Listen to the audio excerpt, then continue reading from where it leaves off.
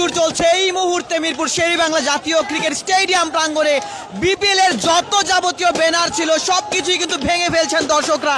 যত ব্যানার ছিল সবকিছুই ভেঙে ফেলছেন এবং দেখানোর চেষ্টা করছে এই মুহূর্তে তারা আসলে ছত্রভঙ্গ করে দিচ্ছেন। বিপিএল এর যে আমেজ ছিল সবকিছুই তারা আসলে ভেঙে ফেলছেন। কিছুক্ষণ আগে এই স্টেডিয়াম প্রাঙ্গণের রাস্তাটি অবরোধ করেছিলেন দর্শকরা, তবে সেই অবরোধে সেনাবাহিনী আসলে তাদের ছত্রভঙ্গ করে দেয় এবং রাস্তাটি খালি করেছিল। তবে এরপরই তারা আসলে বিক্ষুব্ধ হয়ে যায় এবং সেনাবাহিনী এই মুহূর্তে তাদের আবারও ধাওয়া দিচ্ছে মিরপুর শেরেবাংলা জাতীয় ক্রিকেট স্টেডিয়াম প্রাঙ্গণে, দেখতেই পাচ্ছেন। এবং তারা আসলে স্টেডিয়াম প্রাঙ্গণ ছেড়ে চলে গেছেন।